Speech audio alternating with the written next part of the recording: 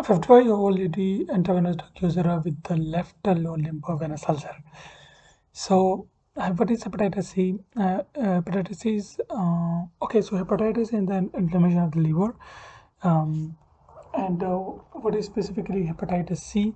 So, hepatitis C is the inflammation that disrupts hepatocytes and small bile duct juices that is caused by virus C through parental transmission. Intravenous drug abusers are protected intercourse needle stick. What is hepatitis C virus? So hepatitis C virus is a single-stranded RNA virus from family flaviviruses. All hepatitis viruses are RNA viruses except hepatitis B virus, which is DNA.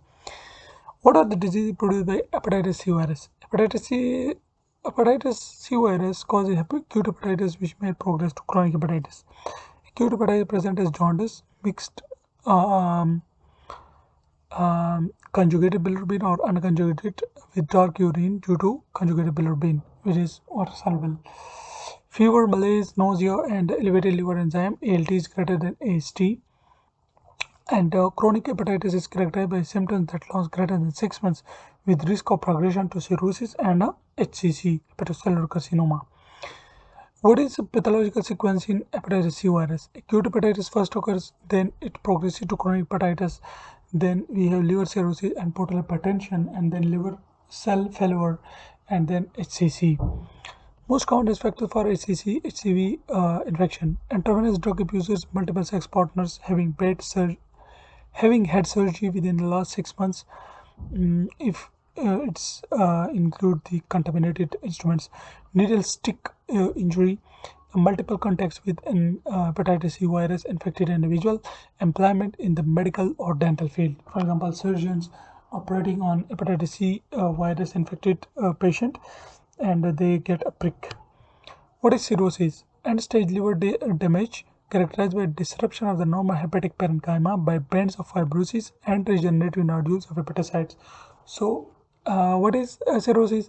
It is a end-stage liver disease which is characterized by disruption of the normal hepatic parenchyma by bands of fibrosis and regenerative nodules of hepatocytes.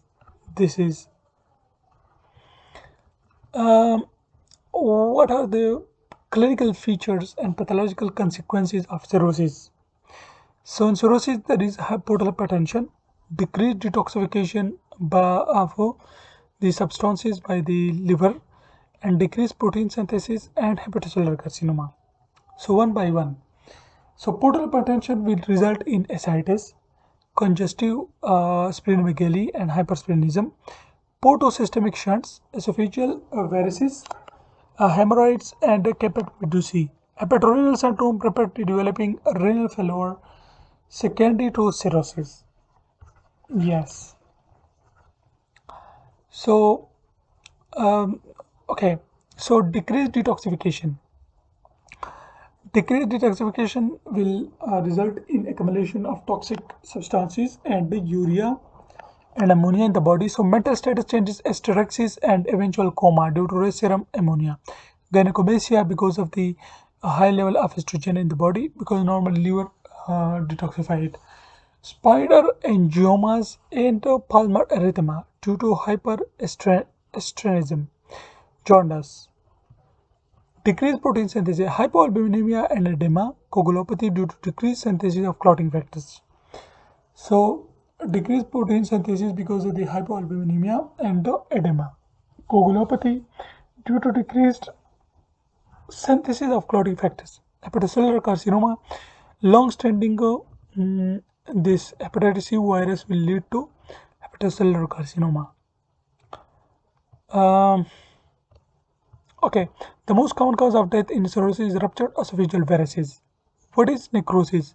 Types of necrosis. Okay, so necrosis, it's a type of cell death.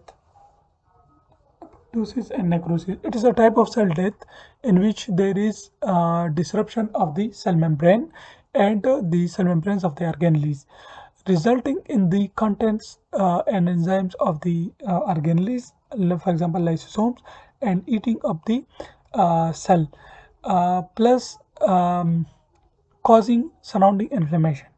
Okay, so types of necrosis are coagulative necrosis, and major types of coagulative necrosis, liquefactive necrosis, caseous necrosis, and so on. So, what type of necrosis occurs in HCV infection? Coagulative necrosis. This patient developed oral thrush. What could it be? Oropharyngeal candidiasis. And what are the types of candidiasis? Oral, vaginal, cutaneous, invasive. So all these are candidiasis types. Okay. So the morphology of fungal infections. Candida organism has a pseudohyphae and budding yeast, two types. Either it is pseudohyphae, which are branches, and budding yeast, they are rounded. Silver cell. Invasive aspergillosis. Okay, and of the lung in hematopoietic stem cell transplant recipient. This is invasive aspergillosis. Gomori. Oh, okay, so these are the stands. Leave this. Um, what are the types or forms of Candida albicans? So oral Candida albicans is the most common type, oral thrush. It can grow as yeast, pseudohyphae, or true hyphae. So these are the forms of Candida albicans: true hyphae, pseudohyphae, and yeast. Yeast are microscopic fungi consisting of solitary cells that reproduce by budding. Mold budding is like this. This is one. This converts into next. Hyphae is like this. Okay, so molds, in contrast, occurs in long filaments known as hyphae, which grow by apical extension. Apical extension means that they ate up hair like this. Okay, so there is describe the structure of lymph node and lymphatic flow. So I have made a separate video on this. Okay, a detailed video. So what type of necrosis occur in venous ulcers? Coagulative, liquefactive, if infected. Types of ulcer in intravenous drug users. So venous, arterial, traumatic, and chemical ulcers. How could intravenous drug users causes venous ulcers? What are the four pathological processes? So first, they have repeated trauma. They inject the drugs. So they have repeated trauma. Chemical irritants. So the chemical they inject, they cause chemical irritation. There is thrombophlebitis, okay, and then there is sclerosis and thrombosis of the superficial and deep veins. So this develops into venous ulcers because they are thrombosed. What is the mechanism of venous leg ulcer? Like how it occurs in legs. So there is venous hypertension in the leg veins, lower extremity edema, increased capillary permeability. So okay, so when there is hypertension, venous hypertension, there will be edema because of the outflow of the fluid from the veins because there is hypertension. Increased capillary permeability, fibrinogen leakage, fibrin, cough formation, decreased O2 absorption, and CO2 removal, ulceration. Which biopsy will you take? Punch biopsy. Okay. So what are the stages of what are the stages and classification of venous leg ulcers? So there is CEAP classification. So C0, no visible or palpable signs of venous disease. C1 is telangiectasia or reticular veins. There will be redness and reticular veins.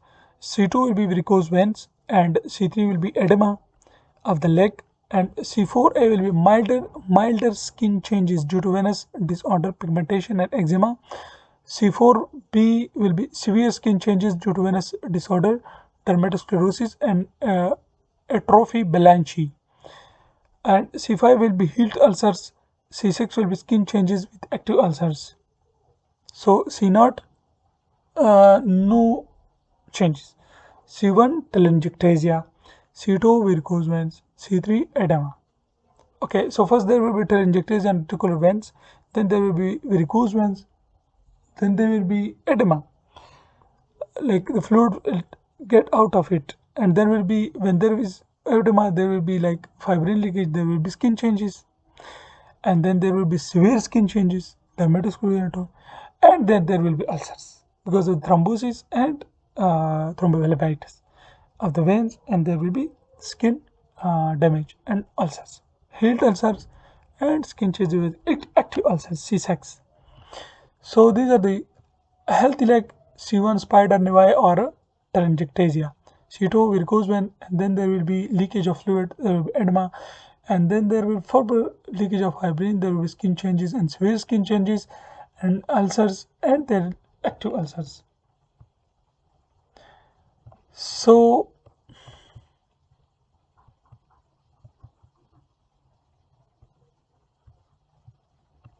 okay, so they have discussed, I think I have discussed this in another video with the lymph node structure, but let's go through it quickly. So HIV infected patient develop inguinal lymphadenopathy. What are the other causes of this? So inguinal lymphadenopathy. So there can be multiple causes. For example, malignancy, Kaposi sarcoma, leukemia, lymphoma, metastasis, skin neoplasm. Infections can be bacteria, granulomatous, berylliosis, coccidioidomycosis, cryptococciosis, histoplasmosis, and silicosis. Viral adenovirus, cytomegalovirus, herpes zoster, hepatitis, HIV infection, mononucleosis, and rubella. Other fungal helminthic, Lyme disease, rickettsia, scrub, typhus, toxoplasmosis.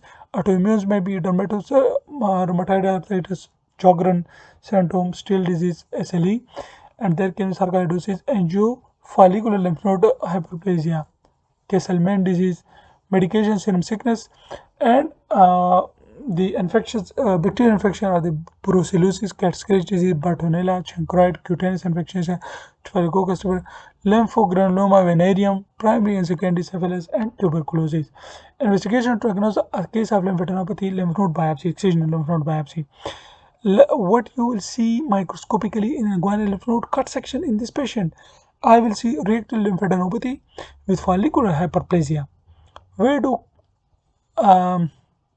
in this patient, since there is an ulcer in this patient, so we will see reactive lymphadenopathy with follicular hyperplasia. Where do these changes occur? These changes occur in the cortex.